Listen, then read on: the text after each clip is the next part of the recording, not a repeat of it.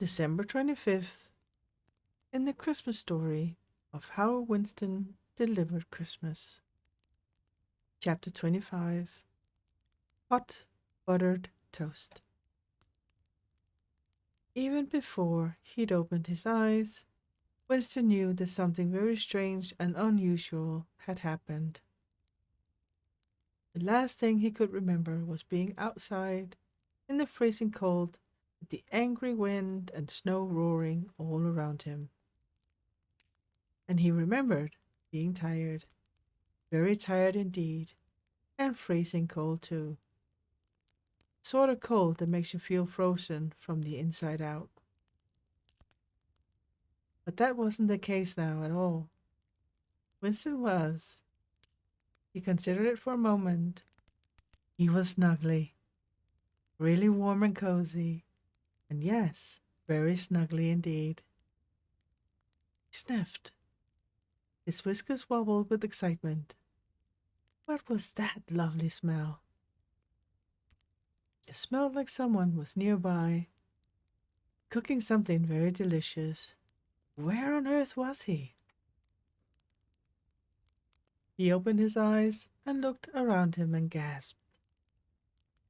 What had happened? He wasn't outside on the streets in a hidey hole, which was where he woke up most mornings.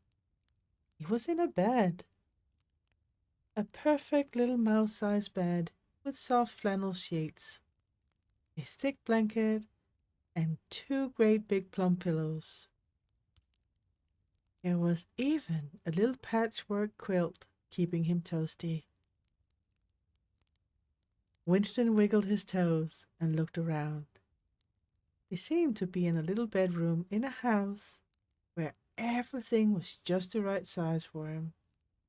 There were tiny books, a small armchair, and, as Winston peeked over to look down the side of his bed, on the floor was a pair of tiny slippers that Winston knew, just from looking at them, would fit his feet perfectly. What is this lovely place, he wondered. A house made just for a mouse? Was he still asleep? Was he dreaming? Then he heard a noise. A great stampede of thuds and whoops and footsteps and voices. Human voices. Now be careful on the stairs, Oliver. What on earth has got you so giddy this morning? There were some very excited squeaking noises before Winston heard.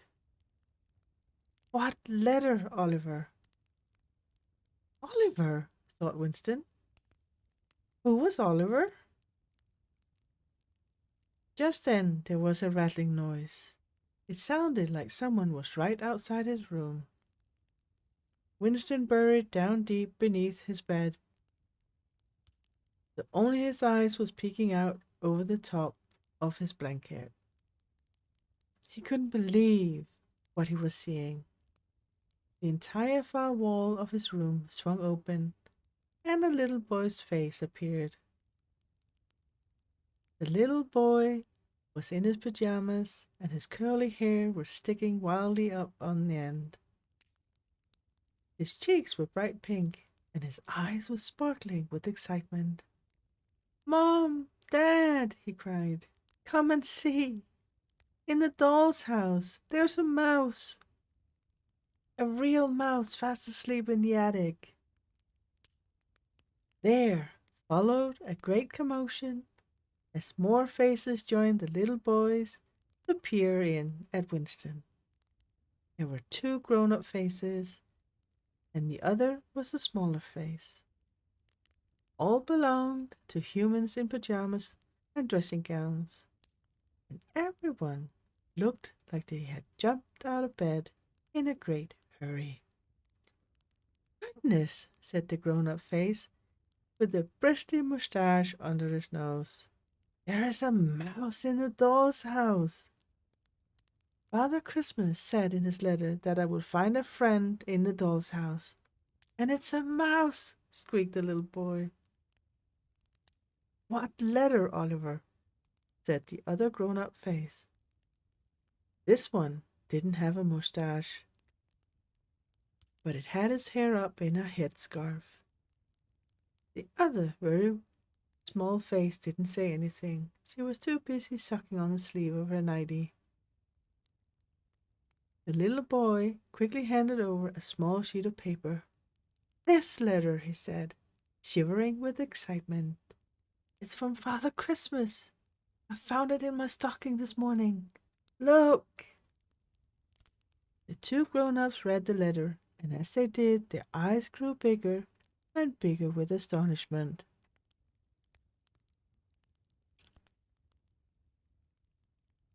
Dear Oliver, thank you for your letter.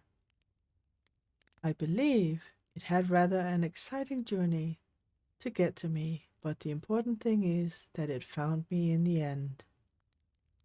I understand from your note that what you would like more than anything this Christmas is a friend.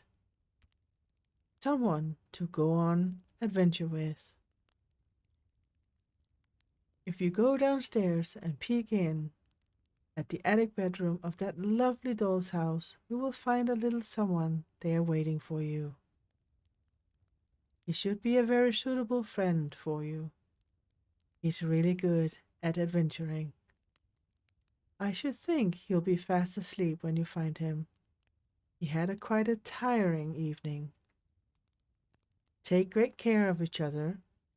I look forward to reading about all your adventures together in your letter next Christmas. Although, maybe pop it in the post a bit earlier next year. With best Christmassy wishes, your friend, Father Christmas. Well, I never, Oliver, exclaimed the grown-up with the headscarf. A mouse! The little boy beamed. I think we'd all better go and get dressed, and then our new friend here can join us in the kitchen for breakfast, said the grown-up with the mustache. Do you think he'd like some hot buttered toast? He does rather look like he could do with a good meal, said the other grown-up, smiling. Oliver told his new friend that he'd be back for him as soon as he was dressed and has brushed his hair. One of the grown-ups added, and the whole family scampered off to get ready for the day. When he was quite alone, Winston sat up and blinked. He wasn't a street mouse anymore. He had a warm home. If the lovely smells were to be believed, a yummy breakfast, lunch, and dinner ahead of him. He also had a friend called Oliver. How extraordinary. Something crinkled at the foot of his bed, and Winston scrambled about in the blankets until he found what it was. Stocking. A little mouse-sized striped stocking, and in it was a tiny letter written in the smallest mouse-sized writing he'd ever seen. Dear Winston, thank you so much for delivering Oliver's letter to me. I can only imagine what sort of an evening you had trying to deliver it. It must have been very exciting, but dangerous too. What kind of brave mouse you are. For such a tiny creature, you have an enormous heart. One which understands that nobody should ever be left out or forgotten, especially at Christmas. Happy Christmas, Winston, and enjoy your new home. With love from Father Christmas. Winston folded the letter carefully and held it very close to his chest. Then he snuggled back down under the blankets in his new bed, in his new house, in his new home, and for the first time in his life he felt warm from the tip of his nose to the end of his tail. And as he lay there, he wondered what adventures tomorrow would bring. The end.